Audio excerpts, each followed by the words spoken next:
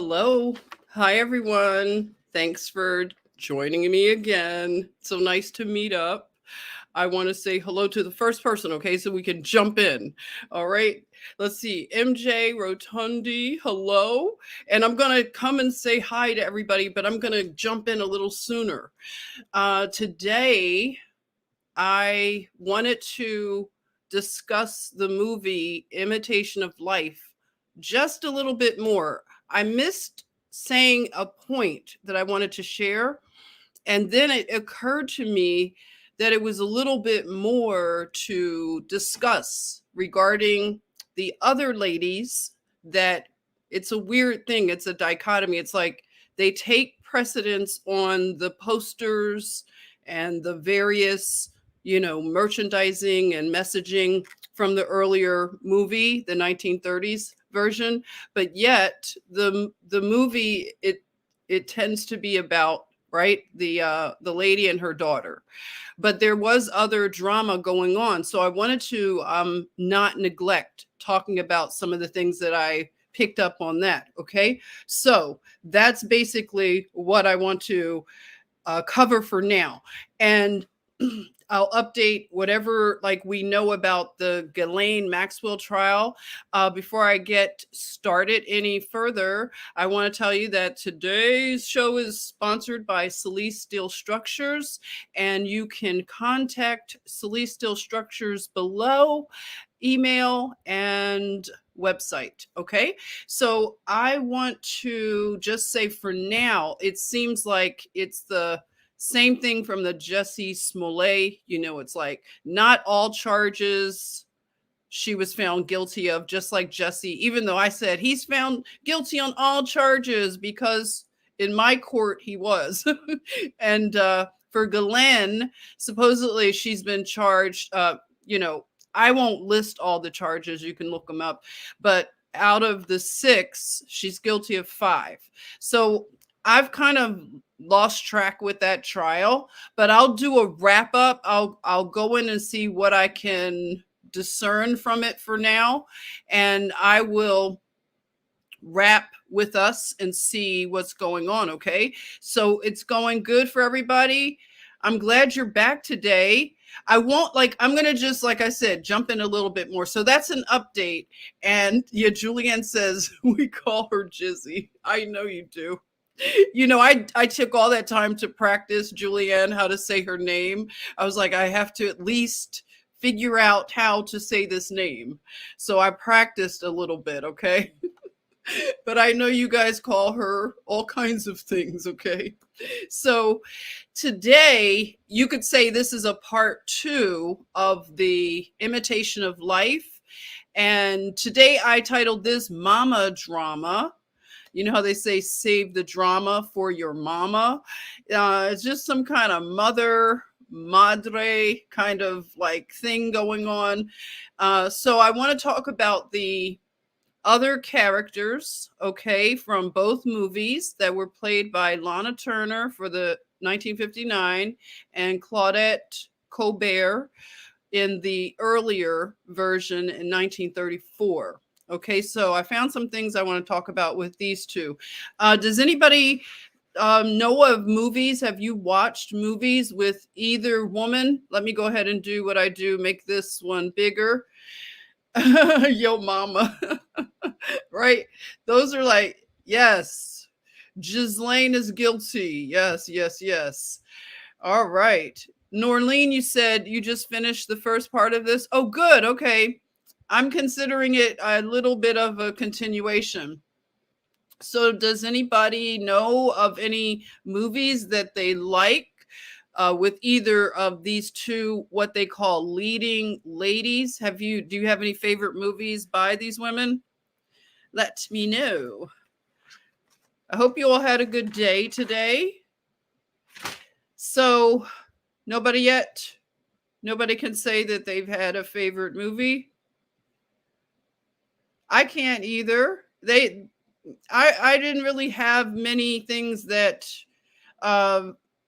connected me or drew me to any of their work, other than the movie that we covered, Imitation of Life.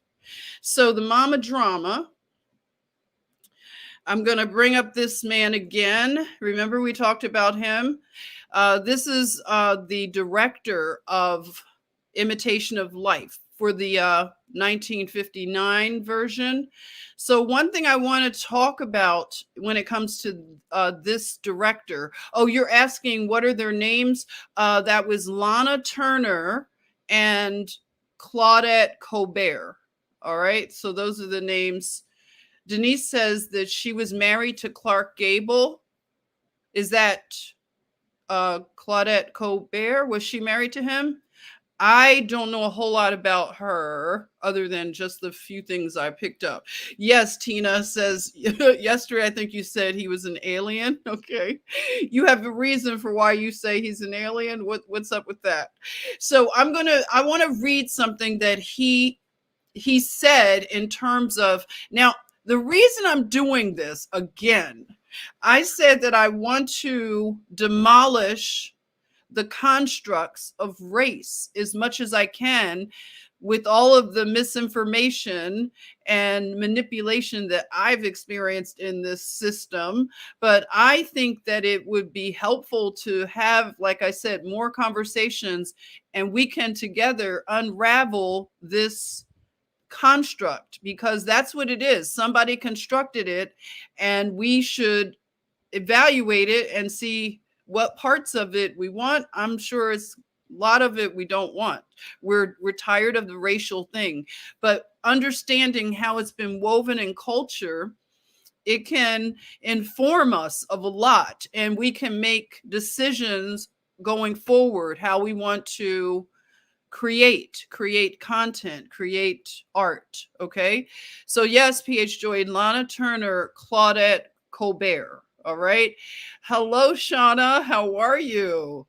Yes. So I will tell you this one part that I missed yesterday with this director.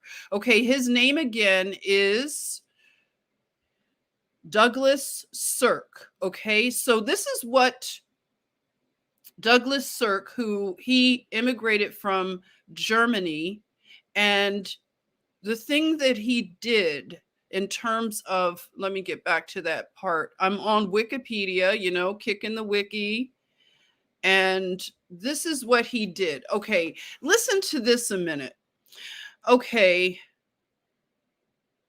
Sirk provided the Annie, Sarah, Jane relationship in his version with more screen time and more intensity than the original versions of the story. Critics later commented that Juanita Moore and Susan Kolner stole the film from Lana Turner. Sirk later said that he had deliberately and subversively undercut Lana Turner to draw focus toward the problems of the two Black characters. So I want us to realize that these people fully plan and engineer this stuff. So I know it may seem petty, but in the light of the things that we have seen and things that get people so riled up, if we realize that a man like him, Sirk, who came from Germany, and I read his wiki yesterday. I mean, basically, it said that he worked for his father, who owned a newspaper, and he also went to school for philosophy, for law. I mean, he was at the best schools. I believe he was an only child. And remember, I said he had all the drama. When he got married, he was married to a woman, and when they divorced, she became a Nazi. And then he married a Jewish woman, and the ex-wife, who was a Nazi, started to, I don't know. What did she do? She kept him from seeing his son, but he said that she was after his Jewish wife. So then he moved to America to get away from that. So I mean, it's just the origin story is really strange, but it shows that he has a lot of drama, and this is what, basically the harvest of this type of genre, it ends up being something like they say, when art imitates life, or life imitates art. Okay, so keep that in mind, and I will attempt to tie all of this together. Okay, so again, this man who studied the craft of theater, and like I said, it bears repeating that he studied set design, and he also studied, let's see, mystery plays. So he was very well versed in mystery plays, and this is where you conceal messages in a script, a play. So he was a modern expressionist. That was his style. So that was the one that made money because it's drama. It's called melodrama. So this is something that even for us that are coming away from needing to always like be entertained by drama on various levels. I mean, we eat and consume drama in different ways. Some people consume it and they may do it in a way that you think is kind of below you, but it's still drama nonetheless.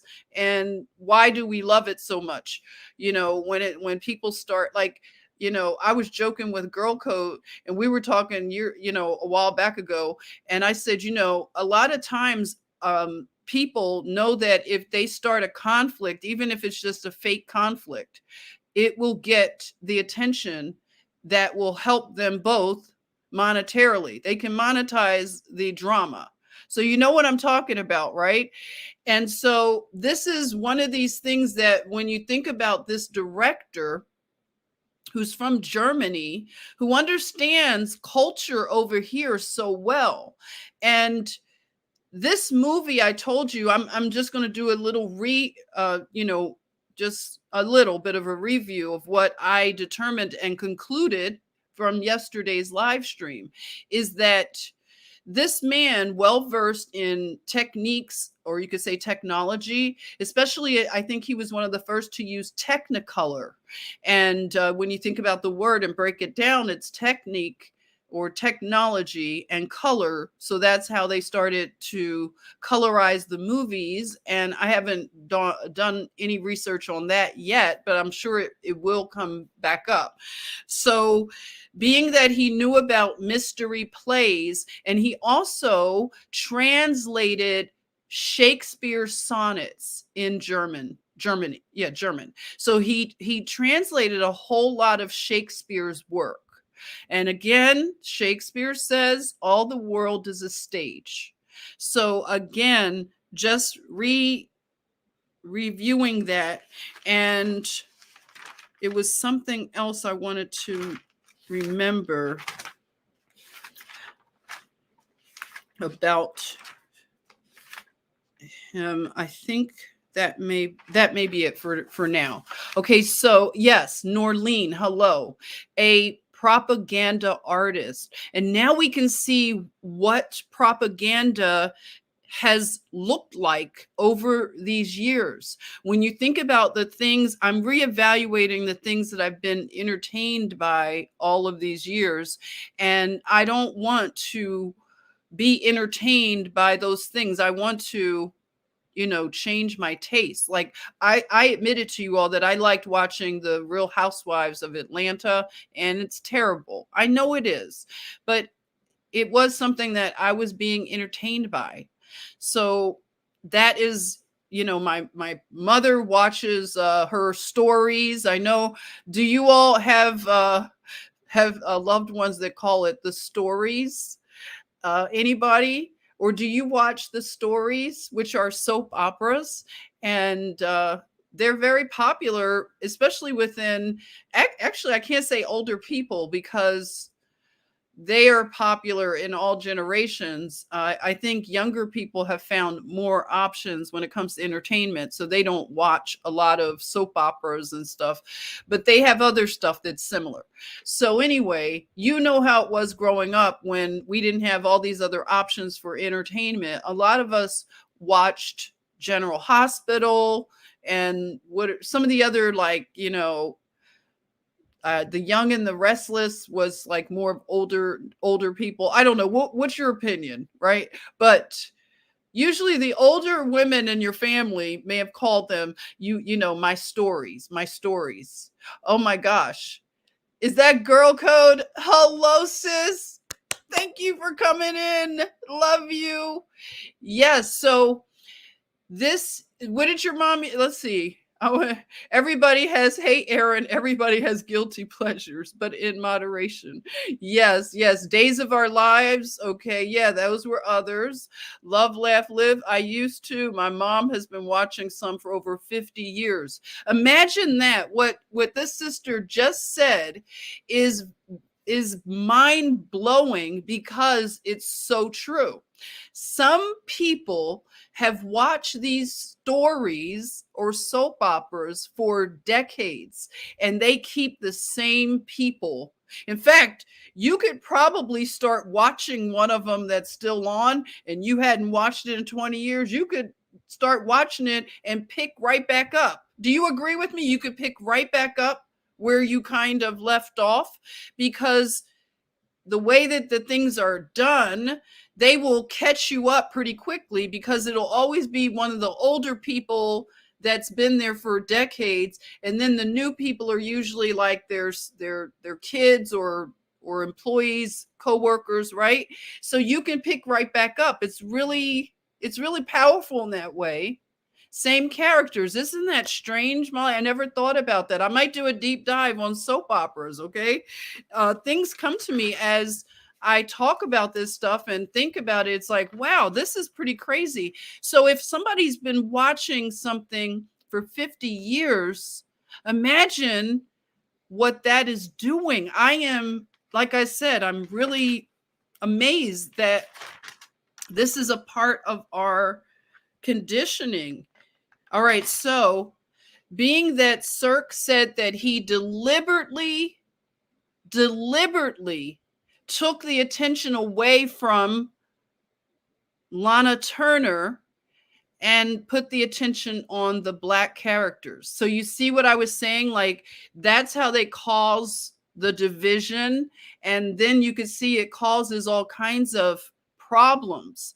And they were stirring the race pot as it is. So that's why a lot of white women and Black women, they have been robbed of engagement, because there's so much fomented hatred, misunderstanding, hurt, offense. I mean, it's all kinds of stuff that personally someone, just you engaging with someone that you see in public, it would have nothing to do with all of these racial constructs. You can meet that person just where they are and have a quick conversation in the supermarket. Doesn't matter. Nothing matters. It's okay to be cordial. But the way that they have things, they have to keep dividing. So this color divide is what I want to continue to demolish. And and I see that this director did this. So even on set, I can imagine that it causes conflict once the cameras are off as well. Can't you see that? If you start this conflict of competition and pitting people against each other, especially in a place like Hollywood, I mean, where attention is currency. So it was something else that I picked up from him that I wanted to mention that I found important. It'll come back to me, okay? I will figure out the other point. But he is an important person to keep an eye on, okay? So I want to know, is the chatmosphere okay?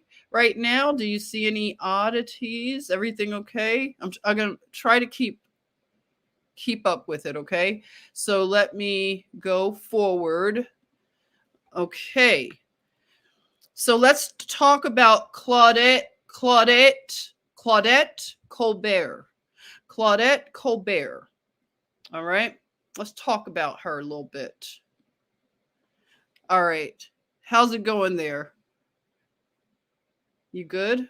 Okay, I'll just quickly skim wiki, kick a little wiki. Okay, Claudette Colbert was born Emily Claudette Cochon.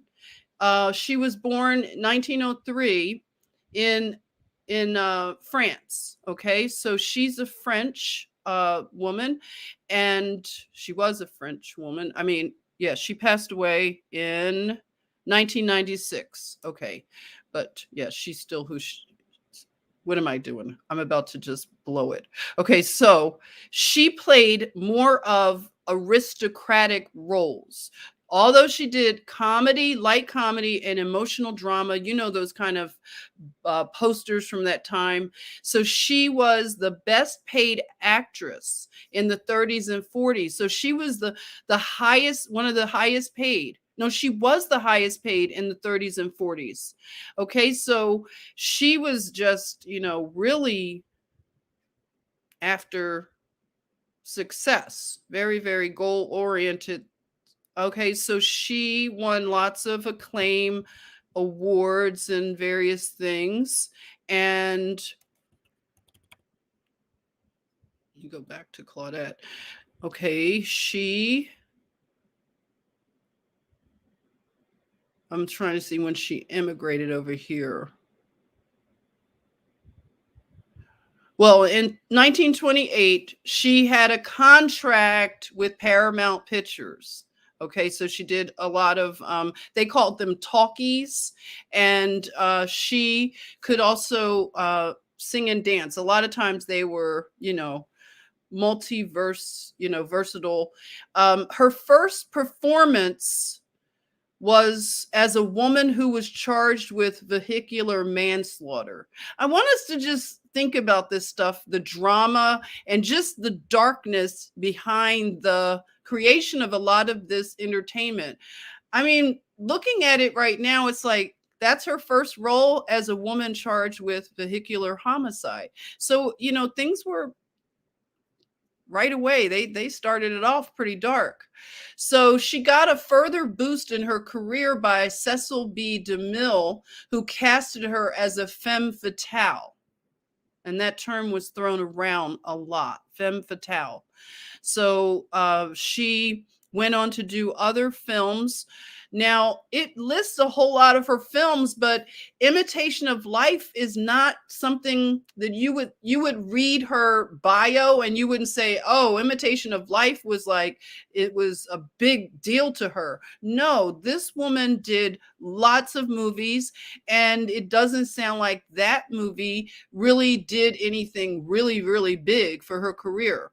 So when I read how much they puffed up Imitation of Life and made it sound like it was some super cultural, you know, juggernaut. It wasn't. I don't understand, because a lot of you had never heard of this movie. So why was this movie so, you know, acclaimed? We know why now, because it was a mystery play that needed to happen to further divide the races, to push certain agendas like the NAACP and the second release of this movie. It helped with kicking off the civil rights movement. And that's something that I believe, from what I have read, it makes sense along their timeline. So I just want to say it's easy to see how they manipulated events and everything. They migrated people different places, encouraged migration. So it is very odd. Don't worry, I saw the bot that entered, and I am going to take care of that, just so you know.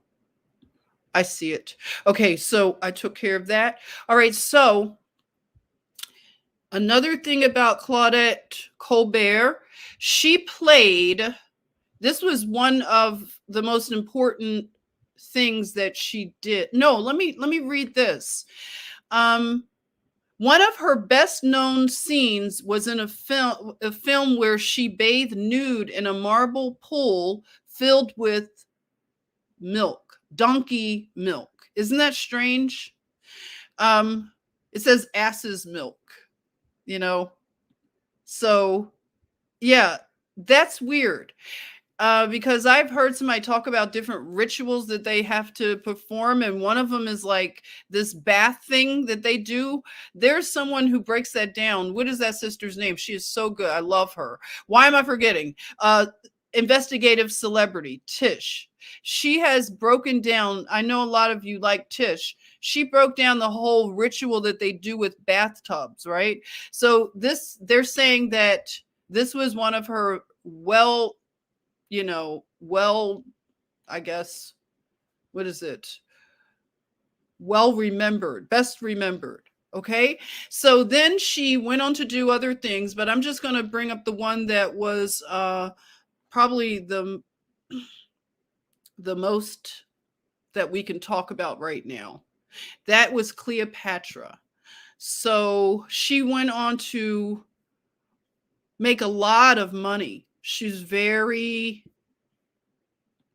very ambitious. Okay. So there's more that I want to say about her. They said that she also was rumored to be a lesbian. Okay. I'm not trying to be messy, but that's something that was said. So, she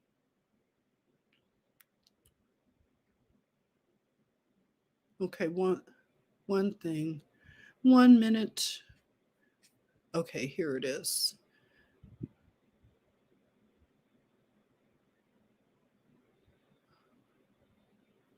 Okay, she had a beguiling mixture of sophistication and down to earthness.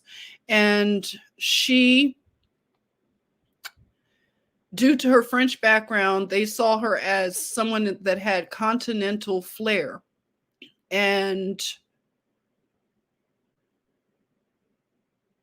she could be gracious and ladylike, but she could also swear like a sailor because she demanded that certain angles be used. She was very controlling in terms of her image, but really, really, I mean, this is one of those things that you hear about like divas. You know, she could only be filmed on one side of her face, and something about her trademark bangs, and she was stubborn. And she was the top Paramount star. So she competed with Carol Lombard for the top projects. So I want to, show how in Hollywood, women are pit against each other so much to fight for roles. So that's something that she did a lot of, fighting for these roles. And, we don't know the other things that they do to get these roles, but we've heard a whole lot in terms of what is expected of people. So she had a huge salary, and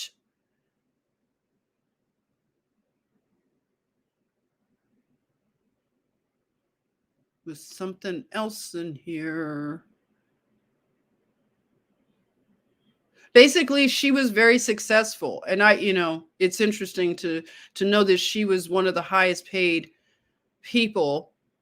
So they're just saying that there were rumors about her because I think her marriage, it was a marriage of convenience. She didn't live with her husband in the same home. They had separate homes. And she went to, I think she and this woman traveled a lot together. Not that that means anything, but people were saying this kind of stuff even back then, and people couldn't live truthful, because of their image.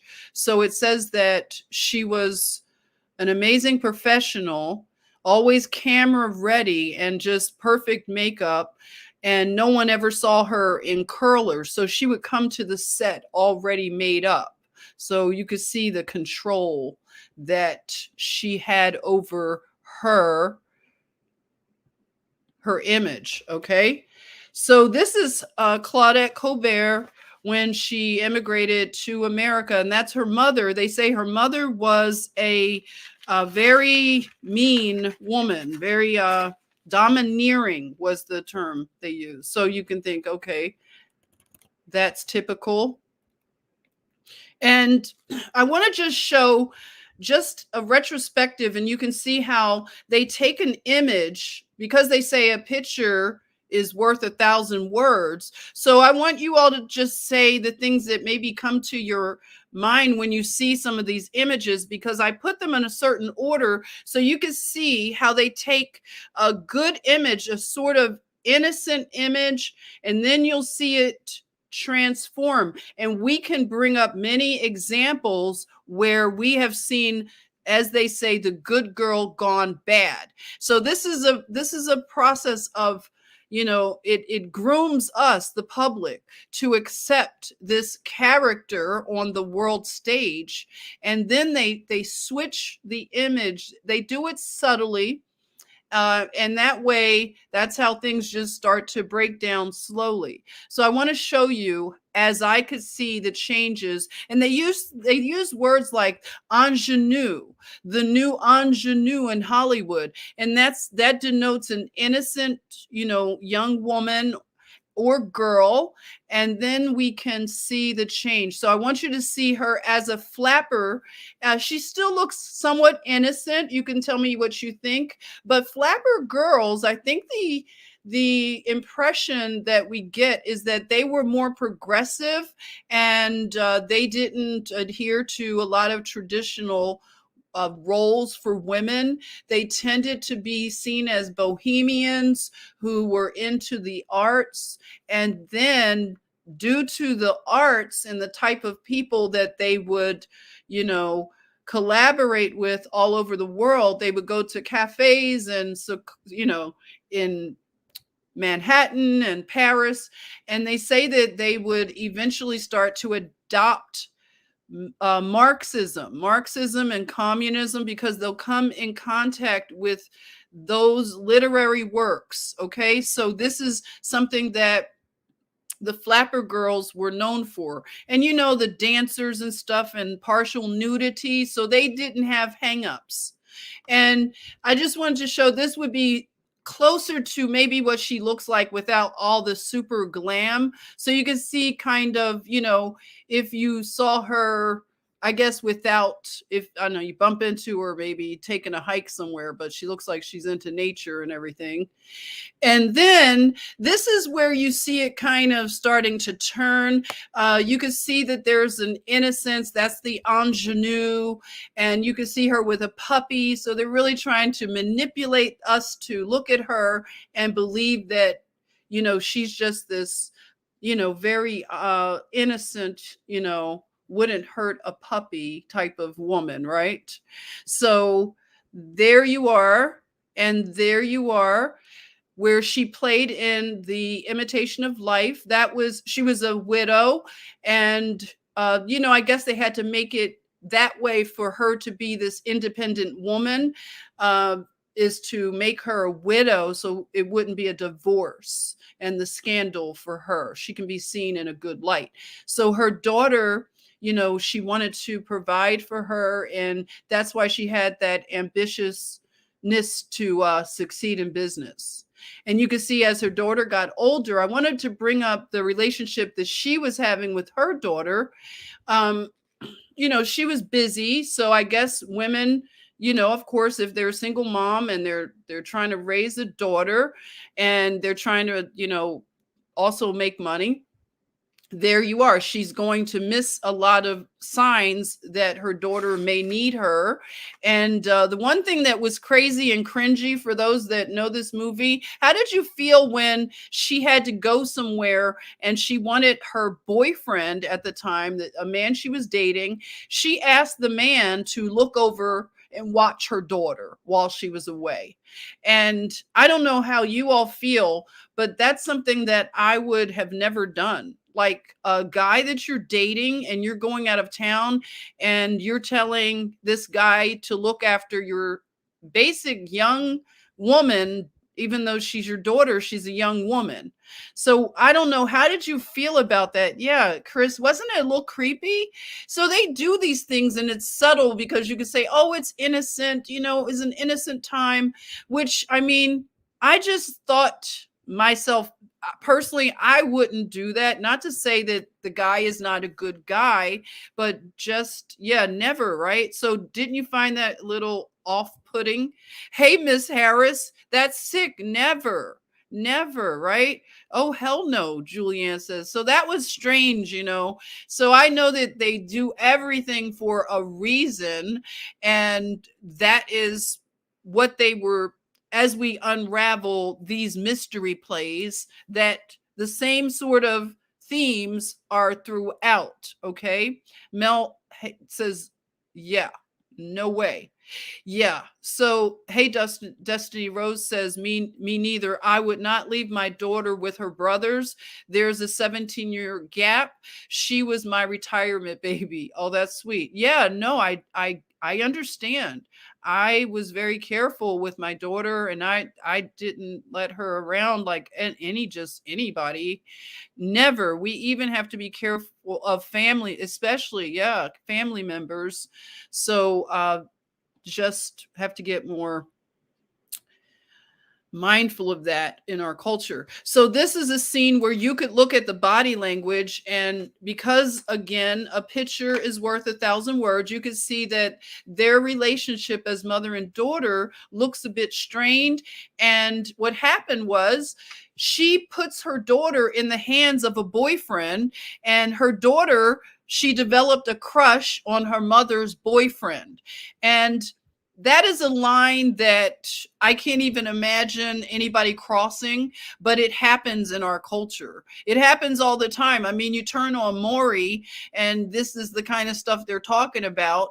And this is what drama, this is what we feed on, and we've been conditioned to feed on drama. So you can see it's drama all throughout. She's having her drama. That's why I want to talk about this particular thing. So this mother-daughter relationship, it seemed good and sweet at first, but then when the daughter took a left turn there and developed that crush on the mom's boyfriend, and she really fell in love with the boyfriend. So yeah, very odd. I think in this particular instance, the mother didn't take the proposal and say yes, because she didn't want that to affect her daughter later. I think that was the one, right? But yes. Hey, Dimples. How are you? She was in a lot of movies with guys as well, Cary Grant and Clark Gable. Okay, yes, it is warped. Hey, Aaron, it is warped. So that was something that happened between, these characters. And I want to talk about Claudette Colbert, as I showed you the ingenue.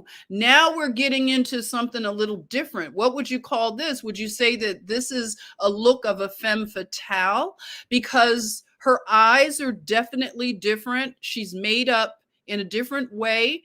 So that sweet innocence has now changed to, a femme fatale. Would you agree that that's what we're on now with her various additions? Sultry, that's a good word. Yeah, that's a good word. So it's sultry. So the eyes, you see, it's changed from sweetness to the come hither, and it's like mesmerism. She is using her feminine power, right, to lure. And you could say promiscuous. Victoria says promiscuous. That's what she gets from looking at this vibe. What do you want to call it? Girl Code says brothel vibing.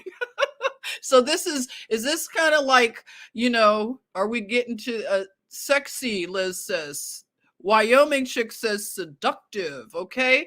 Oh, MJ Rotundi says temptress. Oh, and seductress. Look at all these Yeah, Tina says showing more skin too. So you notice that.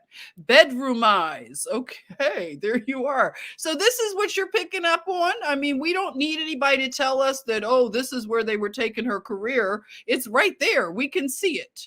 We can see what they're doing, and we've seen them do it many times. So there she is looking off from the shoulder. She's got that shoulder down and the eyebrows. Oh my goodness. Has anybody ever worn their eyebrows that thin? It's like, wow. I think it's pretty because I like different makeup styles. Have you ever worn your eyebrows that thin and sharp? Because that was the style back then. And I know you all have various theories. I'm looking for the theories to drop. Hey, Juan, he said the come get it look. Oh, God.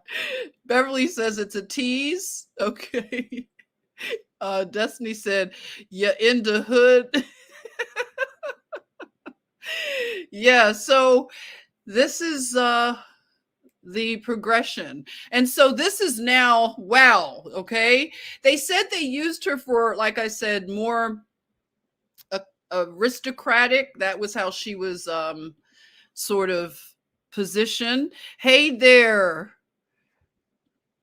Adam, my first girlfriend did my brows in 2005, and that's what you got. So you had the real Adam. If you don't send me a picture, I'm going to be mad at you. I want to see that. Tracy says, hello. Hey, sis, I'm glad you're here. So, what do you think? This is more of the elegance, and, it is very Art Deco, right? Unequally Chris, hi, you say no, Jennifer, I have not worn my eyebrows that thin. I'm glad you haven't. Okay, that's good. That's very good. Okay, so now we see, this transform. Oh, I went too fast. Uh-oh, what just happened, guys? What just happened? Uh-oh. What do you think of that? Okay, do you remember where we just came from? And we jumped all the way to this. Who's this? Who's this? Harpo? Who this woman? She looks like a jungle cat. Oh my goodness. Is this the kind of lady you'd ask to dance with you at the nightclub? I mean, what just happened? My goodness. Heavens to Betsy. That's the beta sex kit. You guys come right out with it, okay? Just bam, this beta's, yes, got that cheetah print. Yeah, they got the Jane and Tarzan. Yes, there you go. You guys don't beat around the bush at all. Red hair dominatrix. You say very alluring. Leopard print means she's in the club. Yeah, she's in the club. Okay, so bam-o, we went from ingenue, flapper girl, and kaboom, jungle cat. Meow. So what else is she bringing us? Uh-oh, baby hairs on fleek. Okay, like you said, she's putting dippity do in this do, but these baby hairs, okay, I can't with them. They are really on another level. And I've seen some extraness, but she took the whole cake. Okay, the whole entire cake. So there we are. Now we're moving into something different, and I want you all to help me to decode what is going on. Okay, so she may be the first, you can fact check me. She may be the first woman to play in the newer film, not the silent film, but I think she's the first actress in the new cinema to play Cleopatra. So that's a big deal. Cleopatra. So what's going on, sis, with the Cleopatra cosplay? Uh-oh. Uh-oh. She means business. We was queens. Not we was kangs. We was queens. She is owning this cosplay. She's owning it. You better do it, Claudette. Look at her. She's not playing with you guys. Uh-oh. Look at here. Clutch my pearls. What is she up to right now? She is owning this whole entire vibe of Cleopatra. You can't tell her she's not Cleopatra. Hey, T. Witten says mystery religion, right? They like this stuff. They really, really like it. So there you are. I didn't notice that she was so much into this. I want you to just see what I see. I'm saying this is pretty intense. So she was into this. Look at here. What do you think, family? What just happened? Oh my goodness. It takes a hold of you, Adam. Once you put on a Cleopatra costume, that's it. It takes a hold of you. Yes, I'm glad you pointed that out. Madonna stole her look. That's what you are, my people. You're my family, because that's the first thing I thought of when I saw her sitting.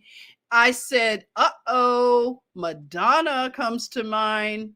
Wow. Okay, so let's go in. All right, you got your snacks? It's interesting. Yes, look at her. Madonna. Madonna stole her whole thing. Or no, she stole it from Cleopatra. This is the thing with these people. Like, yesterday I played that little clip from Passing, and oh my God, they struck my live stream. You all let me know they struck it, and I had to remove that one little clip, and then the chat part of the restream doesn't show up when you have to edit in YouTube. So I hate that, because I love the chatmosphere to show up. So if you're wondering why the chatmosphere isn't on last night's live, it's because I got hit with a copyright. So that's annoying, because this is for education. Why can't you review part of a movie? It's not like I'm on the street selling bootlegs. That's why I kind of don't get upset when I see people doing that. Is because this kind of stupid stuff, this cabal, they started all this stuff. I don't know how you feel about trademarks and all this stuff that they do to control creativity, but they're not the original. I mean, when you think about who originated art and creativity, do we really have any ownership to it? I'm more like wanting to explore open source information, open source content art. And that's what, when you start getting into the mud flood, the Tartarian Empire, you start thinking free energy. But a lot of us were thinking that prior to, doing this particular research. So my thing is like, free energy and everything, it would just solve so many problems, right? But they want to do the scarcity thing, and that's why this is very Darwinian, because it you think that things are in scarcity, and you think that the planet is overpopulated, and you think that all the resources are being taken up by people, and it makes people hate humanity. And that's what we've seen in the environmental movement and things like that. So I just want to say, like, this is something that I pick up on in terms of, you could just see the agenda is just so clear. So yeah, this whole thing with Madonna, and yeah, she had a thing for, who knew Claudette Colbert was into Egyptology like this. So I'm just like, whoa. And what do you think about her look that just happened just now? We went from, she had the headpieces on, but look at her with this look. What do you think of when you see, hey, Lyrens, the cult of Ishtar? Yes. So yeah, Victoria says they are the ones putting it in our face. They have to put it in our face because, we live in a free will world and realm. So they have to get us to consent. And even if they use deception, at least the consent is there, right? So, this is This, I didn't think I was going to find this, but something was going on here with Claudette Colbert. And then I started thinking, who was the other woman that played Cleopatra famously? I don't know if you have a famous Cleopatra that you like more, but that's what they tend to do. They make us, oh, I like this person's version of Cleopatra better. It's always the competition, right? Competitive. Let me unplug my laptop in and you can tell me who this person is, and did you like her Cleopatra? Tell me what you think.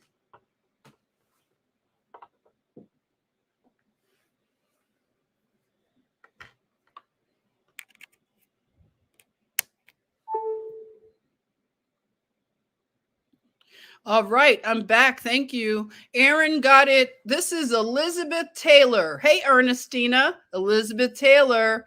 You love Elizabeth Taylor. You're a Liz too. Look at that.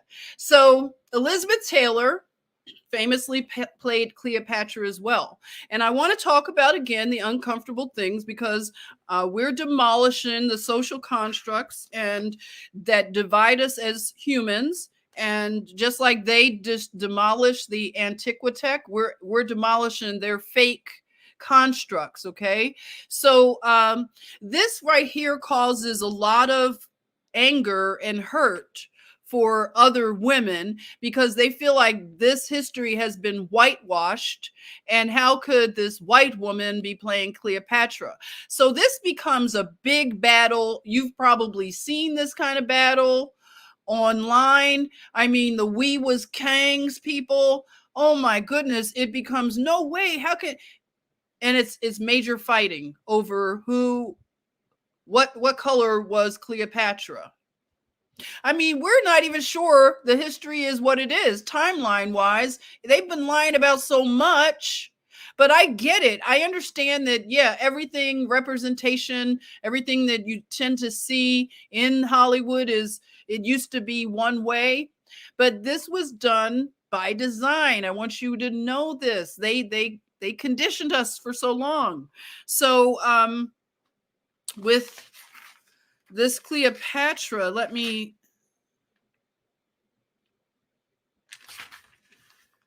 Lana Turner. This is what's her name? Claudette Colbert. It was something I wanted to talk about. Claudette Colbert.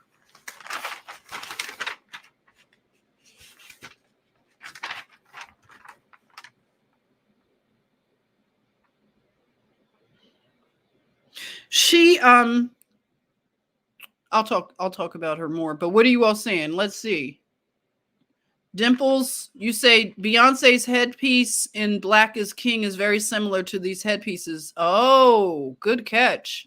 I mean, they don't do anything new. They just go and they rob and steal from everything. So here we are. Elizabeth Taylor was like, listen, everybody, I'm Cleopatra. She doesn't care. And I think it's a form of trolling that they do this kind of stuff. They troll all the, they trigger everybody, and we have to take control back from these people. So, you could look at Elizabeth Taylor and she's like, okay, I'm wearing these braids and I don't care what you say. I'm doing my makeup this way. And I started to think of a modern representation of Elizabeth Taylor. You probably can tell me, who does she remind you of with these braids and just this kind of makeup and her look? Liz said she had violet eyes, only one in the world. I know they always said she had violet eyes. I read something that her eyes weren't really violet, that they did that just to give her an extra edge, but she didn't have real true violet eyes. That was it was just for her image. And it made, like, we're still talking about it like it's amazing, isn't it? But yeah, I heard that. Does anybody know? Were her eyes really violet? So that's a thing. So yeah, look at that. Look how many people have done the Cleopatra thing, the Cleopatra cosplay. Now listen, it turns out that Weirdly enough, Kim Kardashian actually interviewed Elizabeth Taylor. One of her final interviews back in 2011 was a March issue of Harper's Bazaar, and it photographed Kim Kardashian playing homage to Cleopatra. And Kim revealed that Elizabeth Taylor was one of her favorite Hollywood icons. And Kim had the opportunity to interview her, who starred in 1963's Cleopatra. Shortly after the interview, in her last tweet, Elizabeth Taylor wrote, "My interview in Bazaar with Kim Kardashian came out." So supposedly Elizabeth Taylor tweeted that. And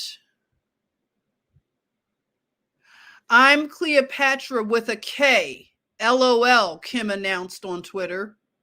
"I'm Cleopatra with a K." Wow. So it says that the reality TV queen, listen to the way they talk about these people. So she's a queen, is channeling screen queen. Okay, we was queens. Elizabeth Taylor in a series of gorgeous Cleopatra inspired photographs. So they do a bit of channeling of these things. So isn't that something? I found that interesting. Look at that. Something's going on with the Cleopatra. Look at that. I mean, I think this version of Cleopatra is not as, I don't know, it doesn't seem to be as quality, and I don't know, it seems off. And, you know, we can blame, I guess we can blame Claudette Colbert for this as well. Or do we blame Elizabeth? Okay, I'm blaming Elizabeth Taylor for this. Who do you blame? Carmen's here. Hey, Carmen, how are you? Thank you for stopping by. Who are we going to blame for this here? Elizabeth Taylor? Yeah, channeling, right? Channeling. Yeah, so this doesn't trigger me, okay? I know, my Black sisters, that you get mad at Kim Kardashian. She lives rent free in your heads, some of you. And she's trolling. She's trolling so powerfully. And I know that the words like she is culturally appropriating Black culture. What is Black culture, really? So you're blaming Kanye? Girl Code is blaming Kanye for this. I think a lot of people are blaming Kanye for this one. But nonetheless, this is the kind of stuff, again, I want to tell you that the engineers, the social engineers and architects of our culture and society, they do this kind of stuff. They use Kim Kardashian to troll Black women, okay? It's true. That, I mean, how can I say it any other way? That's what she is doing. And black women have to get over it. Like, who cares? The cultural appropriation thing is ridiculous. When we get rid of this racial construct, we will stop a lot of this stuff, and we won't have, you blame OJ. Look at that. It would be you, Tracy. She blames OJ for this right here. I love you guys. You blame Trump. Wait, somebody's blaming Trump. Somebody's blaming Trump for this. Why not? He gets blamed for a lot anyway. Miss Harris says, "It just looks kind of strange to me and always has. No shade. People can do what they want, but it looks odd." Yeah, it can look odd. I get it. It looks odd to me too. I mean, it's funny. But what I'm thinking is, I think she's trolling. That's why I'm saying, like, I think that this is her role in the melodrama. Okay. All right. Juan says, blame him. Okay, Juan. Everybody put your blame right there. Juan is taking ownership of this. Russia did it, of course. Russia did it, absolutely. And there she is, Kim, with the makeup, and she's channeling the Nefertiti thing. And wow, it's something magical about the makeup. And then, again, this was a big thing online. People erupted. Black women were offended because Kim Kardashian, she dressed like Diana Ross. And it was like, oh my God, I love it. She's niggering. I have to practice negrescence. I haven't said it in a day or two. Negrescence. She's negrescencing. There you go. I used it in a sentence. She's negrescencing. There you are, Kim. All right. So there you go. Now, guess what? Claudette Colbert took on this. This is a film noir. Does anybody like that particular genre, the film noir? And there you go with the word negrescence. So this is film that, we can think of modern versions. What was that? Kill Bill was done in the film noir. So let me read what is film noir. And if anybody knows what film noir is, put it in the chatmosphere. Film noir. I'll read the, I'm going to kick the wiki for you. Let's see what wiki says about it. Yeah. So, yeah. Film noir.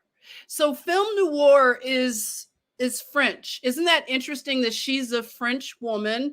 And this comes out of the French, cinematic art.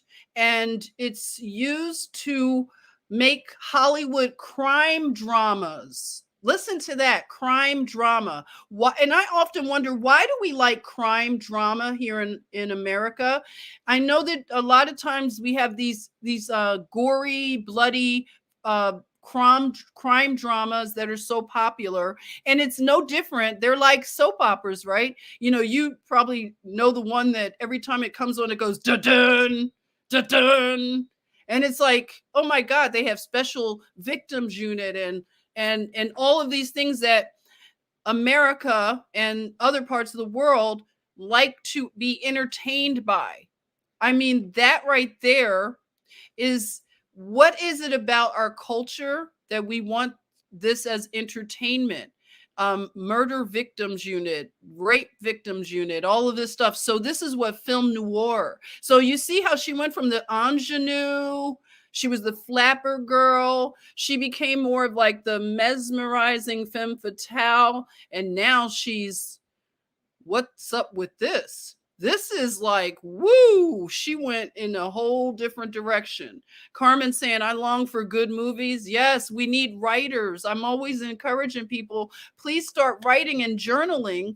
And we need people to create better content. Okay, so again, the film noir, if anybody wants to know, noir means black. Okay, so black again. I know a lot of people have been, listen, we have been programmed to not like black.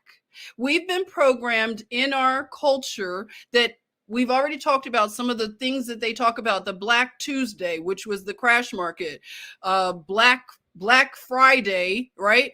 That's where everybody gets trampled for TVs. Then we have what? Blackballed, right? It's so much. So it's no wonder that we kind of have this recoil when we hear black. Black is supposed to be so bad and so evil, and it's given this sort of power. And this is what the magicians and the warlocks and the wizards have done. So Carmen says, I love black, favorite non-color. Okay, very good. So yeah, the self-hate, Sunny D says the self-hate is real. It is very real. And then the black cats. Thank you, the guru. Yes, my brother. My cat, Josephine, I told you all, and I'll keep telling you. I rescued Josephine, or she rescued me, but it was right before the lockdown. I happened to go, and they said that the black cats are euthanized. She was almost, about to be euthanized, and people want other cats, and the black cats are not loved as much, and they have the higher rates of euthanasia. For the people that know a lot about that, can you confirm? But the black cats have been given a bad name, and they get harmed by people a lot too. In fact, I don't think that they will let them be adopted around certain holidays for the dark people. So thank you. That's right. The guru. Black cat. So Josephine is so special, and she has such a special little personality. Yes, black hats. There you are. So there it is. It can't argue it. It's what it is. So film noir. Let me finish that up. Okay, so it's Hollywood crime dramas, particularly those that emphasize cynical attitudes and motivations. So from the 1940s to 50s, they were regarded as that was the classical period of American film noir. Film noir of this era is associated with a low-key black and white visual style that has roots in German expressionist cinematography. So there you are. There's Silk is from Germany, and he is an expressionist. That's his cinematography, his style. So isn't that funny? So many of the prototypical stories and much of the attitude of classic noir derive from the hard-boiled school of crime fiction that emerged in the United States during the Great Depression. Look at that. So look at how they have done this. It's really so diabolical. So who said that they could see Madonna stole this whole vibe right here? So Madonna's Super Bowl performance, where she did this Egyptian type of more of a it was a real creepy one, but nonetheless, there you are, people. Nothing new under the sun. Back to the Future. So what do you think of that? Who got that right? Black market. Yeah, there you are, Liz. Black market. See, look at how we've been programmed. That's why we have the problems. They've casted spells on us, and we have to have these broken off. So I just want to show you Claudette Colbert in her older years. And, you know, she looks like a very elegant woman, but this kind of gives you a little idea of how she aged. So I wanted to show a progression. And as you know, a lot of women that were known as great beauties, it is really hard for them to age, right? And especially in Hollywood, this is when roles start to get very sparse to nothing. And a lot of older women, they can resent younger women, the ingenue, the young ingenue. And so there you are. Yes, and black magic. Thank you, Carmen. Black magic. So there you are, people. Black Widow. Yeah, you could think of a lot of them. Hey, Golden Crisp, you're not late. We don't go by sort of linear time around here. You get here and we love it, and we'll have replays. You could catch up, but we're happy you're here. So this is Claudette Colbert, and this is her as an older woman. And, you know, I could kind of get a feel just looking at a picture. I can imagine what kind of personality she may have. What do you think? Do you think that she might, you know, be kind of down to earth if you were to run into her? I'm just saying. Blacklisted. Thank you, Thomas. Oh, yeah, more. It could go on. Shauna, I'm glad you do. Thanks for joining. Black Sheep. There you are, Simone. Black Sheep. A Black Book. Yes, the Black Book. Look at that. It goes on and on. It's so much. They've used language. So let's now jump to Lana Turner. Now let's figure out what's going on with Lana. So Lana, one of the things I wanted to talk about that I missed yesterday, Lana Turner had a big scandal that happened. And remember, I told you that I was going to talk about the aspect of this time period where they had women called gun malls. Does anybody know what a gun mall is? Oh, there he is, the man that I am giving credit to for inspiring this Other Awakening, Mr. Joseph O'Sullivan over in Ireland. Well, thank you. You are not extra late. We love that you were here. Thank you so much. So you don't think she would be down to earth? Yeah, probably not. Okay, so Lana Turner was a gun moll. She hung out with gangster guys. That's who she dated. And she was just into the bad boys. And she had a scandal where her boyfriend was killed by her 14-year-old daughter. Now, this happened right before the filming of Imitation of Life. And they used the scandal to get more ticket sales. So do you see there's nothing new under the sun? They use this period in her life to bolster ticket sales. I'm just saying. So let's see, what is Lana Turner's, let's kick the wiki on Lana Turner. Okay, so supposedly she has a very magical beginning, her Genesis story in Hollywood. And again, let me go back and say Lana Turner is the mother played in the second remake of Imitation of Life. So this is the 1959. Okay, for the ones that don't realize, we're now back up to 1959 and Lana Turner's wiki. Okay, she was born Julia Jean Turner in 1921, and she had a 50-year career. She started out as a pinup model, and she was highly publicized for her personal life. So she was one of these hot messes that they were more concerned with her public life, not too much, different. Like I said, history repeating. They use the same scripts, they use the same characters, and they just switch them out, right? All the world's a stage. So she was one of the highest paid actresses. So she was very similar to Claudette Colbert. She made a lot of money. Okay, so she was known for glamour and classical, Hollywood cinema. She was from Idaho. And they say that she was discovered while she was getting a soda at a malt shop. So, okay, she was just getting a malt from a Hollywood, and it was called Top Hat, everybody. So the malt shop that she was discovered in, let me repeat, was called Top Hat.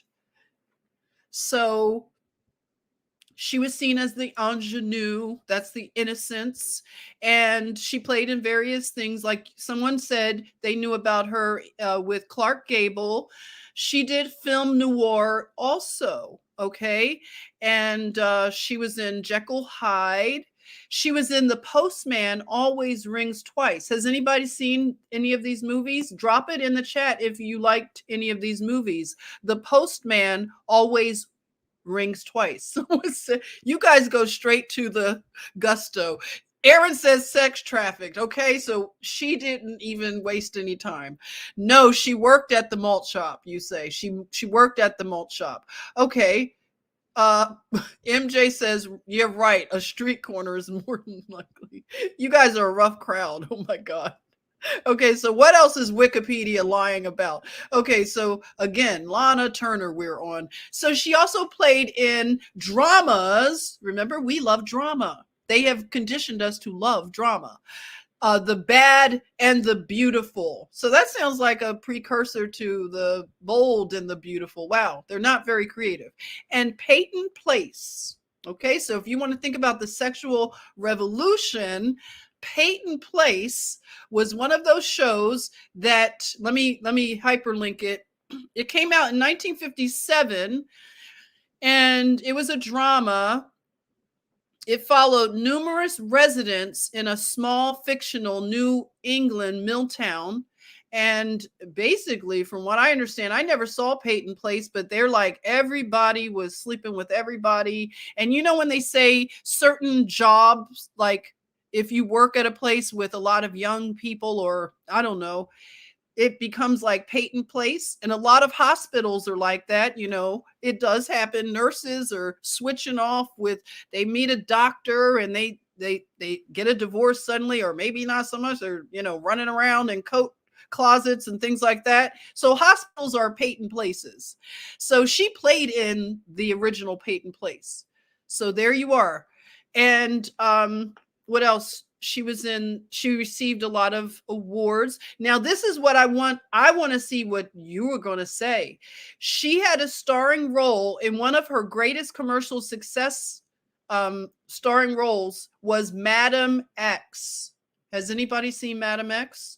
And of course, she was in Imitation of Life in 1959. So, what do you all think? So they say the intense media scrutiny surrounding the actress in 1958 when her teenage daughter, Cheryl Crane, stabbed Lana Turner's lover, Johnny Stompanato. His name was Johnny Stompanato. He sounds like a bad dude, like Corn Pop. What are they saying about Johnny Stompanato Jr.?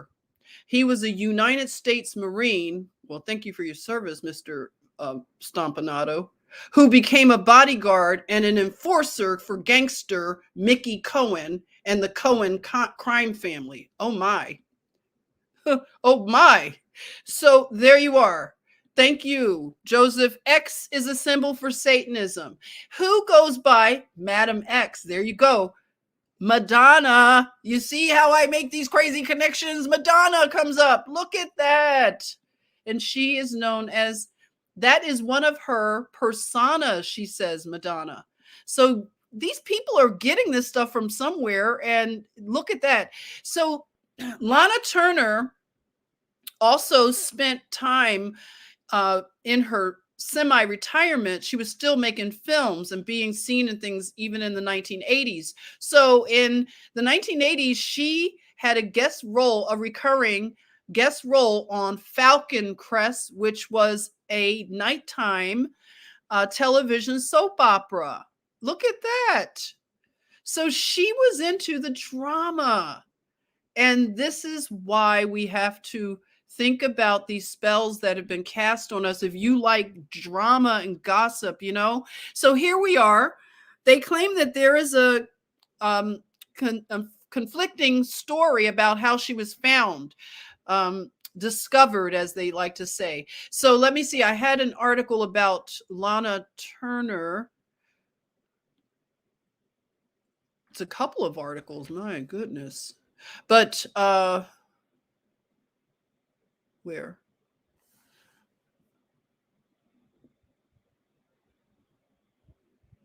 No, that's not it. That's all this Claudette Colbert stuff. More of that. Oh, there were a couple of reports like about the men that she ran around with, like Mr. Stompanato. But I'll get to that. Let me go on with the slides. Okay, so this was that time period where you had people at the malt shops, and they were making does anybody like soda malts and that kind of stuff? So we think of the innocent times of the 50s, and so this is the genesis narrative of the type of place that she was found in. But then they said she was found in that other place in Hollywood where they used to find babies. Remember, they would find babies and have this story like, oh, she found them at the so-and-so drugstore. So there was another narrative that was being spun that she was discovered there, but she claimed that it was at the Top Hat malt shop in Hollywood. So let's look at the progressive nature of her style and see what you pick up on. Let me hear what you would think when you see the Lana Turner of this period. Yes, Schwab's. Yes, I love you all. Here, kitty. Here, kitty. Schwab's. Yes, they tried to say that was the place where she was found, discovered. What? Golden Chris says soda fountains are the best. Yes, yes. Innocent vanilla Cokes. You like those? Yes. So what do you think of when you see this type of whatever they were doing with her? You think of Playboy? Okay, Liz thinks of Playboy. You say poodle. Um, well, it's more of that, again, it's that ingenue. This is what they call ingenue. And it's the innocence, yet, you know, still a little bit, what, I don't know, cute, innocent, beautiful pinup girl. And then you could see her in less made up stuff in Life magazine. So Life magazine was really popular around this time. So she just looks like she has less glam on. So you say nose job. You say Lady Gaga. Somebody said nice sultry kitten. Not the soldierly, right? She's doing the, oh, she's, yeah. You say little girl. Yeah, she looks a lot younger in this. So there she is. So you see more of that. You get a feel for what's maybe what she would look like on a regular day without hair and makeup. And so there's a story about her that was rather odd. Let me read that to you. She, I think, was a only child. Another only child. Wait a minute. Hold it. Okay, so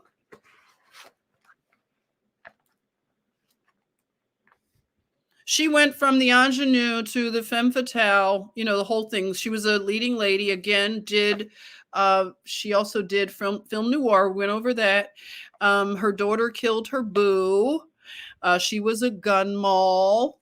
And, you know, you think about the Imitation of Life, where you had the sort of love triangle that could have formed with the mother and the daughter.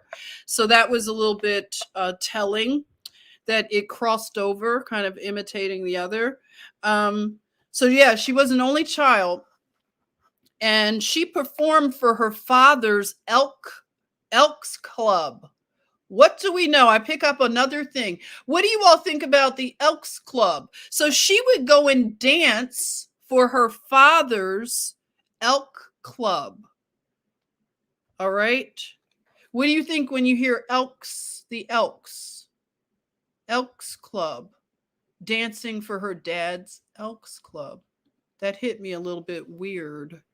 Okay, so another thing about her, I'm waiting to see what you all say about the Elks Club. What's your thought on her dancing for her father's Elks Club?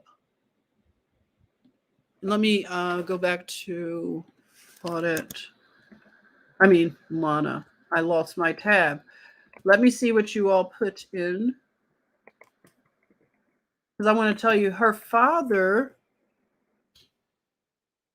talk about, again, life imitating art, or art imitating life, however way. Okay, so you say Freemason, creepy Mason, a lodge for men only. So isn't that weird that she would be a young girl dancing at her father's Elks Club? The Elks Club is another one of those secret societies. Look at that. It's right, always on the freeway and highways. And, a lot of us didn't know this stuff. Secret S. Hey, Helen. Another secret society. Weird to dance for them, isn't it? So, yeah, all of you seem to know this. You have elks and moose, a lower type of Mason. Okay. Sunny D, maybe she started hanging with the mafia types for protection against the Hollywood mob. Now, that's an interesting twist. Yeah, so Madeline says free, no free mate. Yeah, they're not free. It's such a trick that the enemy has pulled on them. So let me go to this part in Lana's. I want to talk about this particular part of her life. And I guess this will be a long one too. If you hang out with me, I appreciate it. You could always catch it in pieces if it's too long. We're going late, okay? So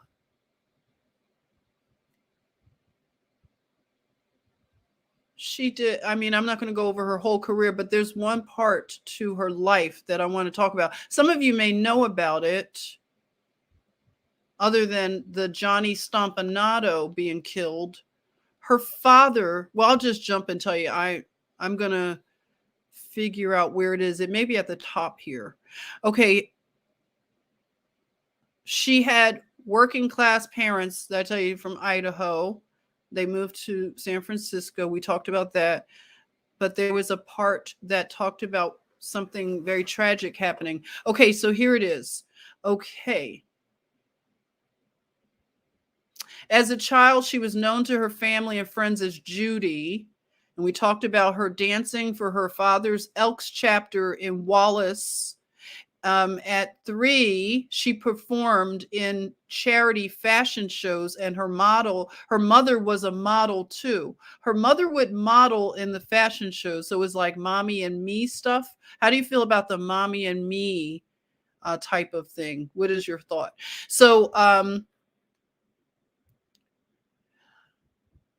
her family struggled financially. That's why they relocated to San Francisco. So that was another great migration. Again, we talked about the Dust Bowl moving people out of those areas and into like San Francisco took a lot of people. So this was when she was 6 years old.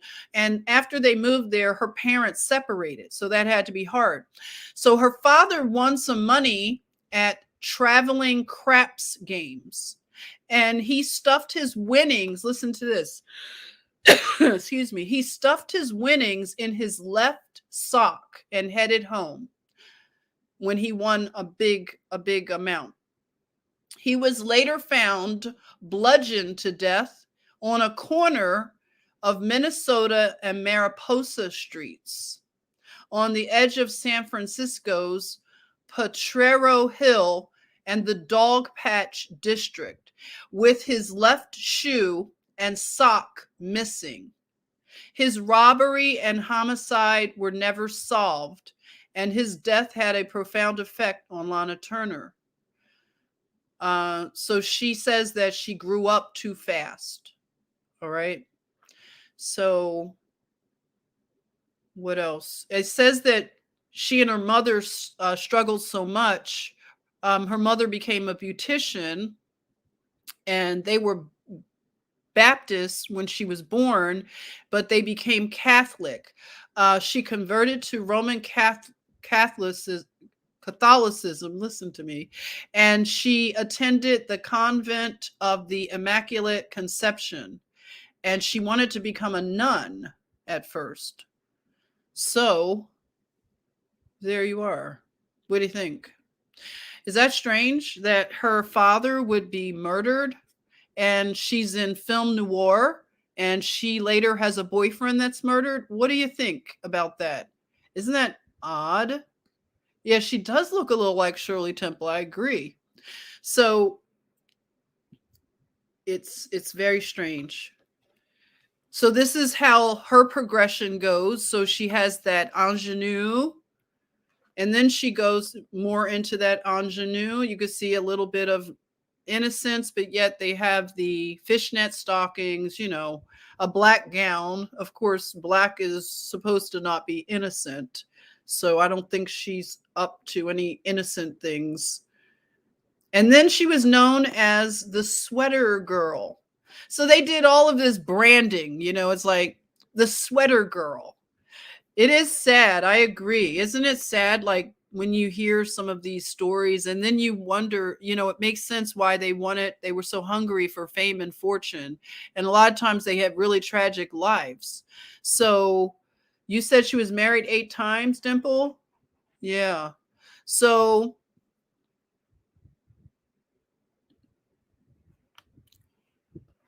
now we see her getting into the more of the sultry, like you all use those words. So you can see how things are changing. Eyebrows are getting thinned out. I don't know. What is that about eyebrows being thinner?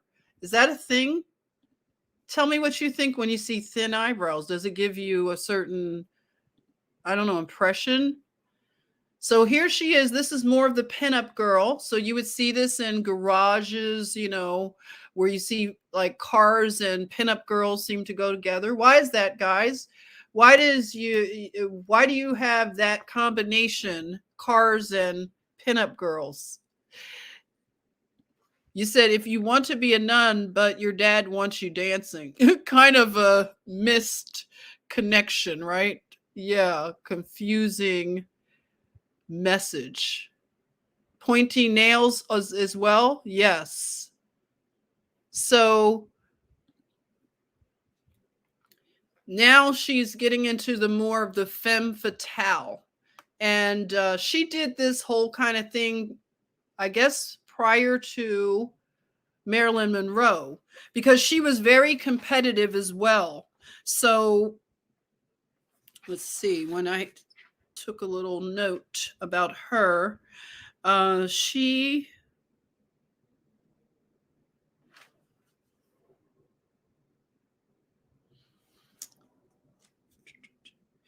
was supposed to be the next Jean Harlow, a sex symbol and a sympathetic bad girl.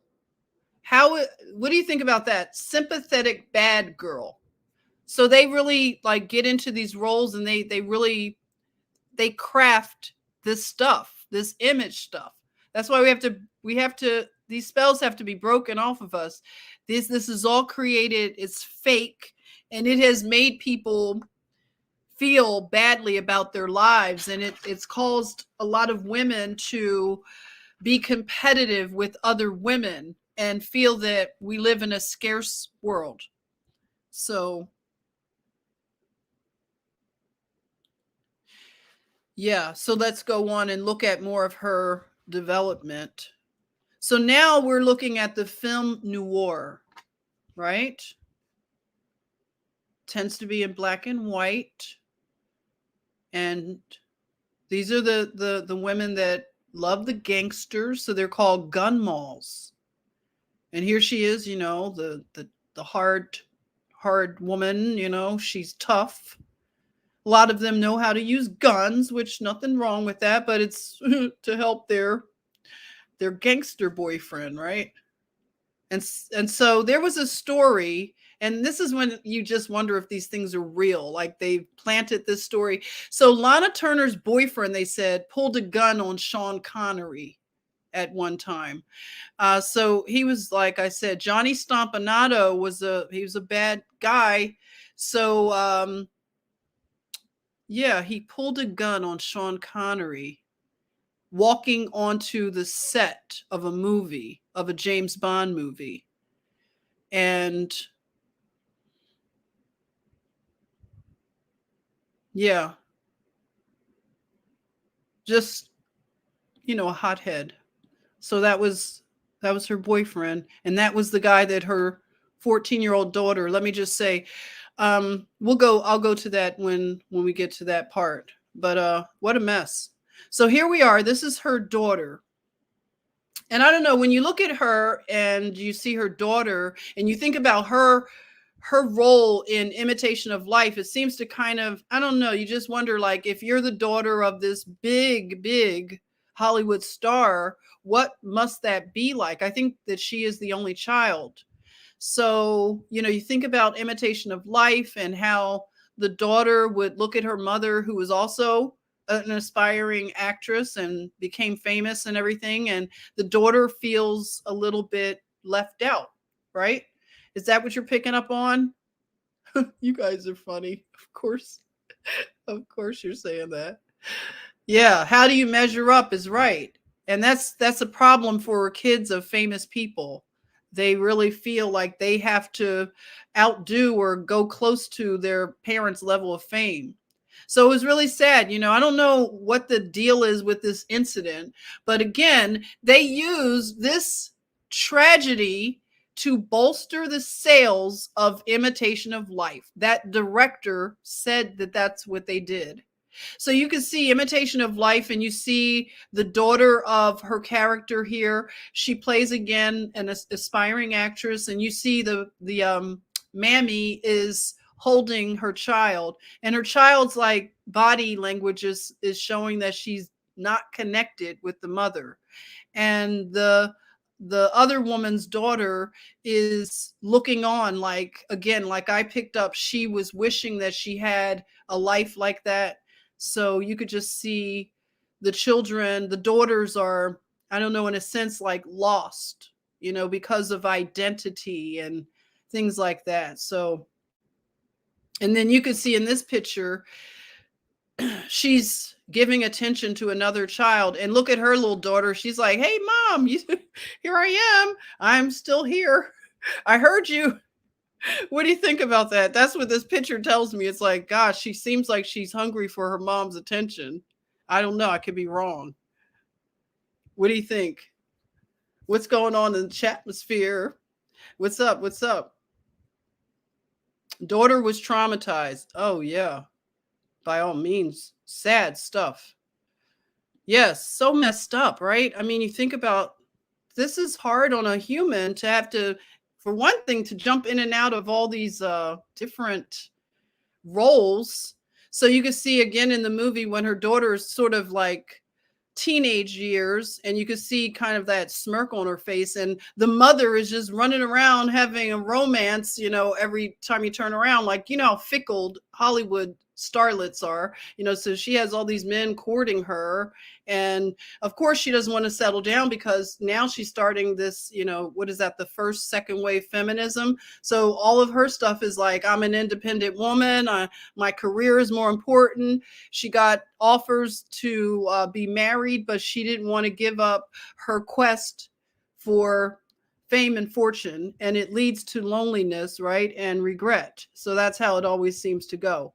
So there you are. And then again, her daughter develops a crush on the guy, the boyfriend that the mom's dating, because the mother put the boyfriend in charge of her daughter while she had to go somewhere for a role.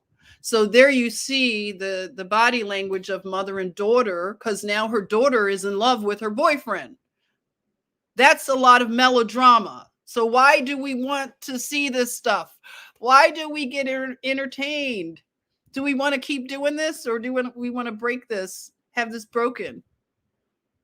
So here she is in court. I mean, this is right around the time she's making the movies, and she had to go to court.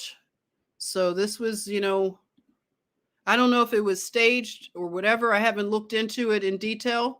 Did anybody know anything about this particular error? Let's go to an article real quick.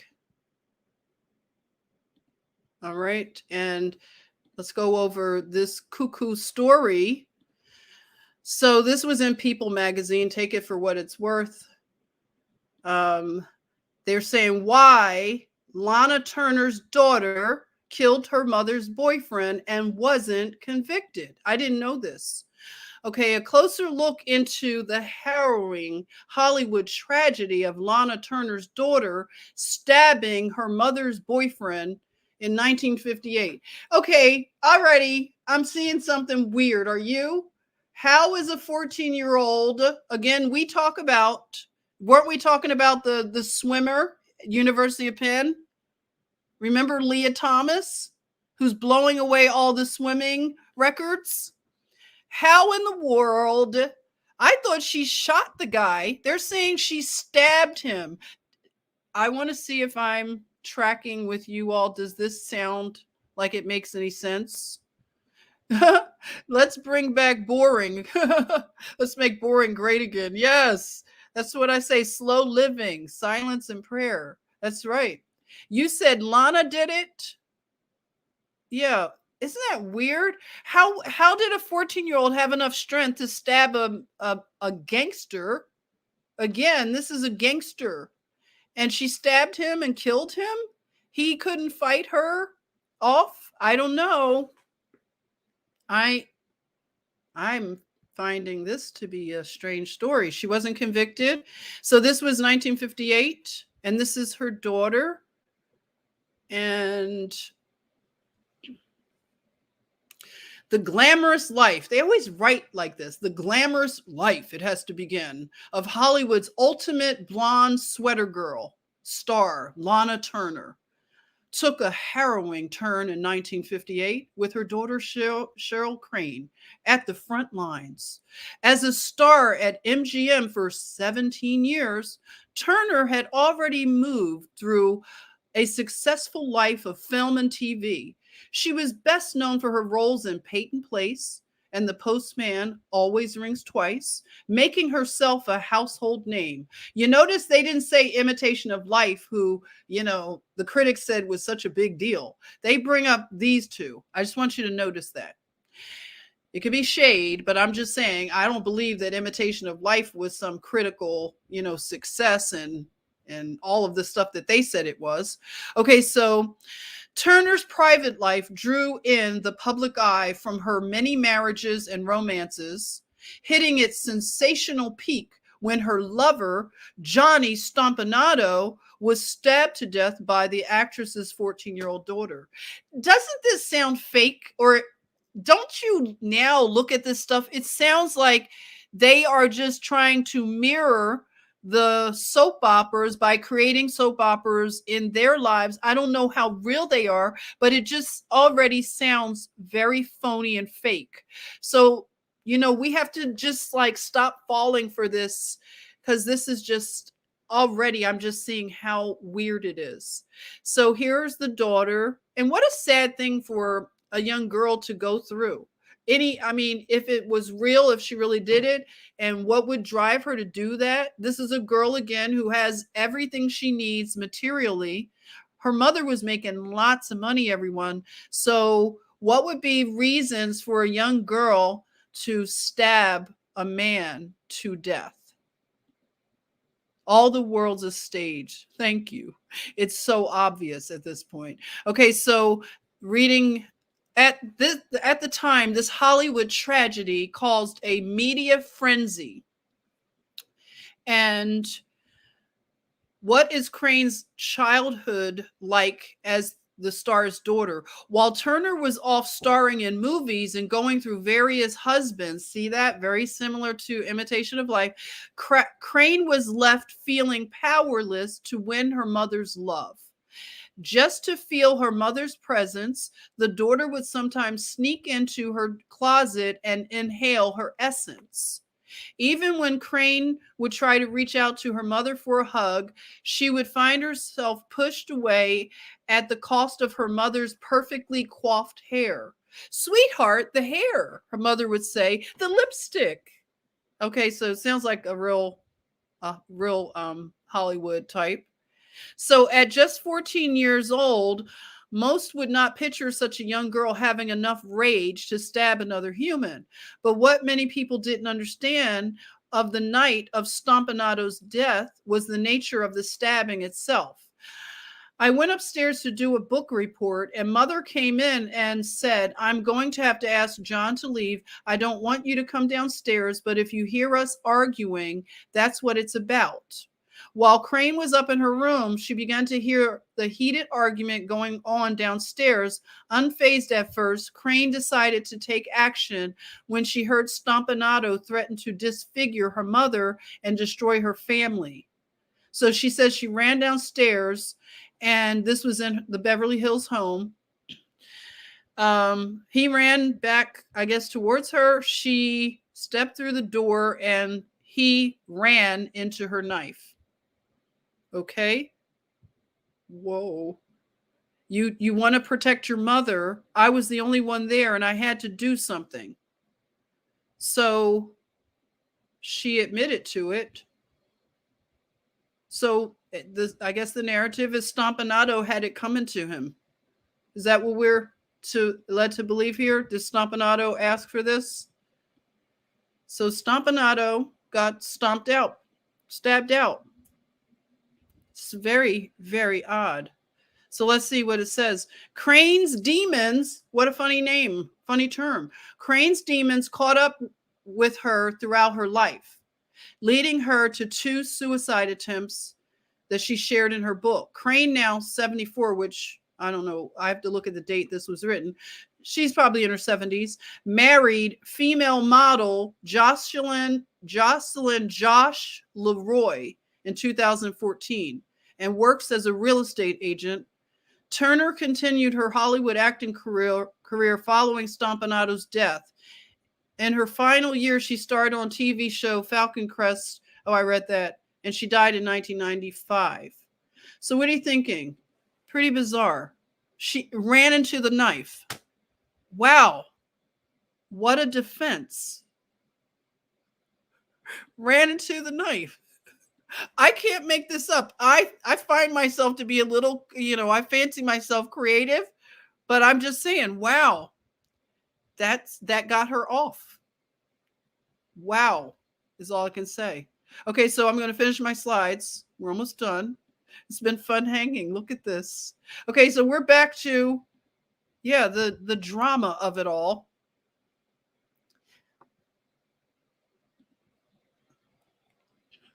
And so I think that she may have influenced. I was thinking, like, who does she kind of remind me in the modern sort of tropes? It's sort of like the Anna Nicole trope, right? And this is supposed to be Jane Manson. Is that right? Is it Jane Manson? So you can see, like, look at Lana Turner there. She's a little bit older. And she looks like she's just kind of like inside cringing because she's next to this younger bombshell. I don't know. That's what I pick up the narrative I'm seeing. It's Jane Mansfield. Okay, Jane Mansfield. Yeah, I don't know much about her. Yeah, thank you. So this is Life magazine, and this makes me think of, I told you I listened to Paul Romano, and he calls Instagram Instagool. And so this is probably the inception of the whole Instagool thing. Like, it's always like, look at my glamorous life, look at me. And I don't know, I pick up that Lana probably was fighting a lot with aging. I don't think she was aging gracefully, but she's a beautiful older lady. But I just know, like, women like that, when I lived in LA, and it's like they really do not want to get old. It is very much a battle for them. So this looks like maybe, like, how they do the Instagool. So I called it early Instagool. Shout out to Paul Romano. We're trying to laugh through the apocalypse, as he says. Who else likes Paul Romano? He is so funny. So he's just a great voice to have out there. So you can see, it's just like with anything, you get a little older, you don't want to let it go. Lana's like, you're not putting me out to the pasture. I still got it, y'all. Give me some roles, give me some scripts. Look at her. She's like, but I think she said she didn't want to play a mother. A lot of times these women, they just don't have a good concept of reality, and they don't want to play the mother roles in Hollywood. So, you kind of see she looks like that typical really rich Hollywood type, clutching her pearls, trying to stay relevant. I don't know how long you could milk the incident with Stompanato. Probably have to get fresh kills to stay relevant. And there she is. This is her on Falcon's Crest. So yeah, she wound up this is sort of like that Ouroboros. She just wound up back in the melodramas. And that seems to be the thing. So this reminds me of how they do the whole scripted stuff that I'm going to pull myself away from. I don't want to like this stuff anymore. I want to purge, like clean my consciousness from this kind of stuff. But I brought it to, our attention because I see, again, the social constructs, and I want to round it off and just review the second part of the Imitation of Life. So this is mama drama. So there's something about mothers that this theme is coming up. So I'm going to continue to look into these things as I'm prompted. And we want to continue again. It's all about looking at who are the architects of this fake reality, who benefits from causing division between women. And I look at this as Darwinian, very Darwinian, for women to compete with each other for roles. And, this kind of stuff, these big fights, these cat fights, as they call them. And that's all the soap operas are. It's just like in the telenovelas and all of that stuff. It's like they slap each other. What? How dare you? Pap! And then they take a drink and it's like, what did you say? and they throw a drink on the woman, right? It's horrible, so ugly, right? Carmen says yes, pure and spotless life. Yes, I mean this stuff is terrible. So we've been so programmed, and we're seeing it, and that is part of the healing, is identifying it. So women, when we don't have to compete with each other, I never liked to compete with another woman. I just never played along when someone was trying to bait me into competition. I mean, it's kind of like, you could go ahead and have fun, but I'm not playing along. I don't like it. It doesn't make me feel good. So I don't like that. And it's, again, Darwinian, and it's based on scarcity. Okay. So we have to watch that and get an abundant mindset, and, look to God for abundance. He did not create a small earth realm that we would overpopulate it. I mean, that's ridiculous. So there is more than enough. If we had open source, free energy, a lot of this stuff would go away, a lot of these problems. So the racial construct, I believe, is unraveled for me. But I'm going to continue bringing examples of these things. So today was the competitive nature of women and the drama that people love to feed on. And and then also fighting aging. What's wrong with aging? Women are attacked and made to feel that they have to keep fighting it. It's going to happen. What are you fighting? And a lot of times it absolutely, it does the opposite. When women are trying to look too young, it's cringy. So I just want to thank you again. This is the second part. So I'm done with the Imitation of Life. Unless something else comes up and you think I should cover something, let me know. I love you all. Jack says, pray Psalm 91 in the first person over yourself and your family, and take communion daily. Thank you for sharing that. That's powerful. Thank you so much. Hey, Candace, love one another. That's what they hate. They really do. Yes. Julianne. Yes. Destiny. Yes. Thank you. So I may come back tomorrow, and I'll have something new, I hope. So if you want to tip your hostess, this is where you can do that. I thank you. Love you all. And I'm so glad you came by to hang out with me. I will continue to have my boots on going through the mud. Okay. The mud has cleared up my vision. It's really ironic, right? Mud has a lot of good properties. When you go to those spas and you put mud on, for those people that use mud for their detoxification, there's something very powerful about it. So I will continue to bring more of these findings. All right.